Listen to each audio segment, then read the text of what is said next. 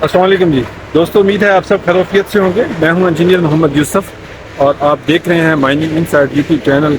आज मैं आपको एक फास्फेट ग्राइंडिंग यूनिट का विज़िट कराऊंगा। हम देखते हैं कि फास्फेट ओर के बारे में ये कैसे ग्राइंड करते हैं और कितना बड़ा सेटअप होता है, और फिर फास्फेट ओर के हवाले से भी आपको बताऊंगा कि पाकिस्तान में फास्फेट कहाँ पे निकलता है और इसके कहाँ कहाँ पे इस्तेमाल है। अस्सलाम वालेकुम जी नाज़रीन, ये फास्फेट ओर है। ये पहाड़ से इस तरह की फार्म में निकलती है। ये ओर की फार्म है। ये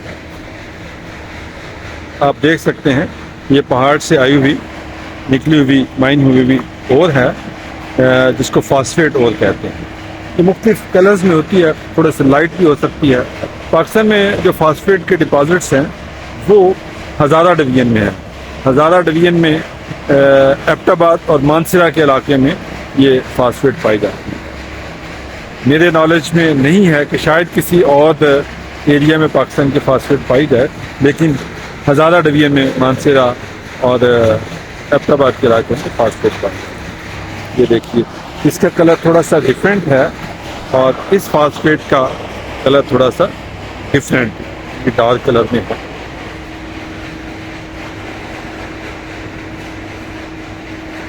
ये बारिश से बचाने के लिए इन्होंने उसके ऊपर कवर डाला हुआ है।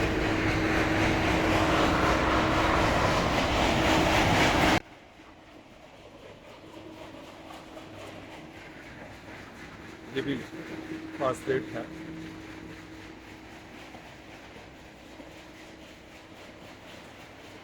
ये इसका क्रशिंग का सेटअप है।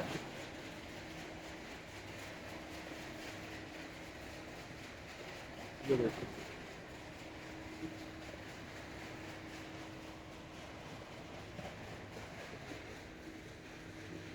ये हॉपर है क्रशर का। इसलिए वे डायरेक्ट भी फीड कर सकते हैं या ट्रैक्टर के जरिए से या रेडी के जरिए से इस हॉपर को फीड करते हैं। यहाँ पर इसको ये कन्वेयर के जरिए से इस क्रशर में बचा जाता है। इंडिकेटर है, आप इसको इंडिकेटर कह सकते हैं, क्रशर कह सकते हैं।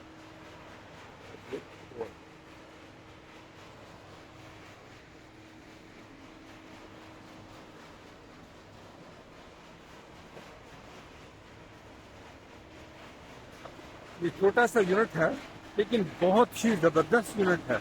मतलब कि आप देखिएगा कि इन्होंने इस ज़बरदस्त अंदाज से इसको फिल्टर लगाए हुए हैं, डस्ट कलेक्टर लगाए हुए हैं कि बिल्कुल डस्ट का नामो निशान नहीं है।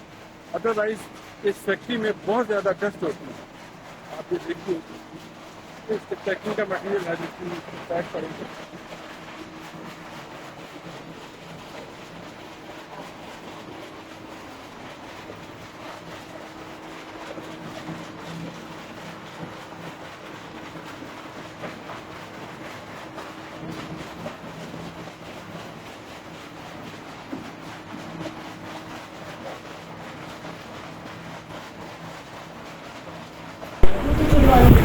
क्रशर से क्रशिंग के बाद इस हॉपर में आ जाएगा और हॉपर से ये बॉल मिल में जाएगा। ये बॉल इसको ग्राइंड कर देगी, ये बॉल मिल जो है। और यहाँ पे इसका जो मैश साइज़ है वो 160 से लेके 170, 80 और इवन 200 मैश तक ये ग्राइंड हो जाता है। लेकिन इसको एज़ पर नीड और रिक्वायरमेंट के मुताबिक ग्राइंड किया जाता है। जितनी कस्टमर की नीड होती है, वो डिमांड करता है, आप उसको उसके मुताबिक एडजस्ट कर सकते हैं। लेकिन नॉर्मली ये 160 टू 170 मैश साइज़ तक ग्राइंड किया जाता है, जो कि एक इंडस्ट्री की रिक्वायरमेंट को फुलफ़िल करता है।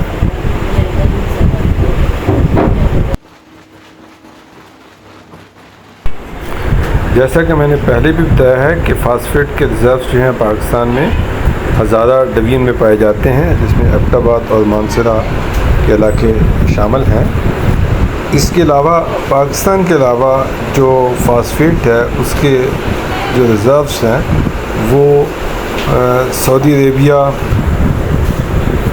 चाइना, USA और रशिया में इसके अच्छे क्वांटिटी में ज़खायर पाए जाते हैं। जहाँ तक इसके इस्तेमाल का ताल्लुक़ है तो फास्फेट का सबसे ज़्यादा इस्तेमाल फर्टिलाइज़र्स में होता है। इससे सिंगल सुपर फास्फेट बनाया जाता है और इसके अलावा इसको एनिमल फीड के तौर पर इस्तेमाल किया जाता है, डिटर्जेंट्स में इस्तेमाल किया जाता है और दीगर इंडस्ट्रियल यूजेस भी इसके हो सकते हैं। जैसे इस्लामिक्स में इस्तेमाल किया जाता है, इस्लामिक्स ग्लास बनाने के लिए।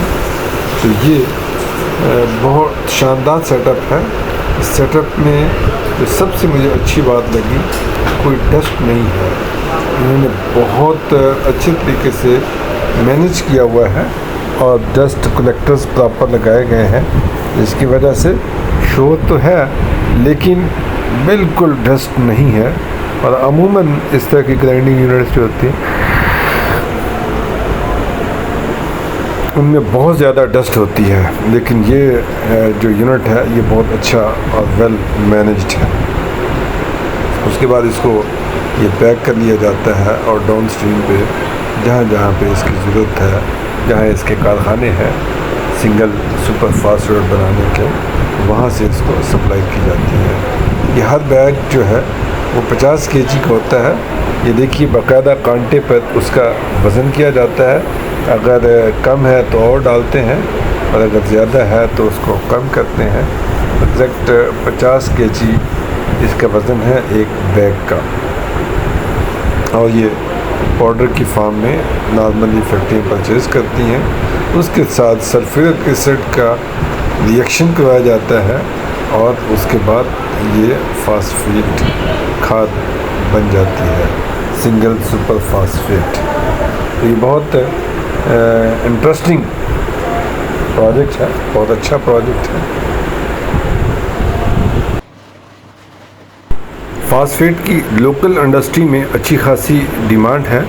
ये 2 सीज़न जब स्टार्ट होते हैं उसका चावल का और गंदम का, उन दिनों में इसकी डिमांड बढ़ जाती है और रेट भी मार्केट नीड और डिमांड के मुताबिक फ्लक्चुएट होते रहते हैं।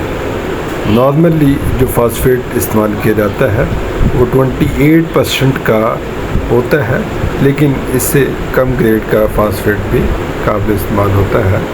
यहाँ पे जो एक बहुत बड़ा गैप है पाकिस्तान की इंडस्ट्री में, लो ग्रेड फास्फेट को अगर अपग्रेडेशन करने का प्रोजेक्ट लगाया जाए तो बहुत सक्सेसफुल हो सकता है।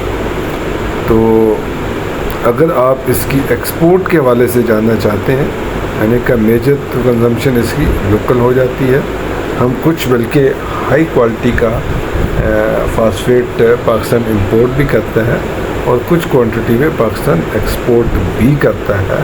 किन किन ममालिक को पाकिस्तान एक्सपोर्ट कर रहा है, कितनी क्वांटिटी एक्सपोर्ट कर रहा है और किस रेट पर सेल कर रहा है, अगर आप ये जानना चाहते हैं तो आप मेरी एक वीडियो जो इससे मैंने पहले बनाई गई है आप उसको विज़िट कर सकते हैं और उससे देख सकते हैं कि किन किन ममालिक में कितना कितना फास्फेट एक्सपोर्ट हुआ, इन नंबर ऑफ़ टन्स में, इन नंबर ऑफ़ कंटेनर्स में और प्राइस वगैरह में। एवरीथिंग इज़ गिवन, आप उसको देख सकते हैं, जिससे आपको अपने फ्यूचर की या इस बिज़नेस की प्लानिंग करने में काफ़ी मदद मिल सकती है, काफ़ी हेल्पफुल हो सकता है। क्योंकि इस तरह का डाटा जो होता है वो आपकी प्रोजेक्ट मैनेजमेंट के लिए और प्रोजेक्ट प्लानिंग के लिए बहुत ज़रूरी होता है। तो उस वीडियो को आप ज़रूर देखिएगा। उसके अंदर उसका लिंक जो है मैं डिस्क्रिप्शन में भी दे देता हूँ। तो जिन्होंने अभी तक चैनल सब्सक्राइब नहीं किया, मैं उनसे रिक्वेस्ट करूँगा कि वो चैनल को भी सब्सक्राइब कर लें।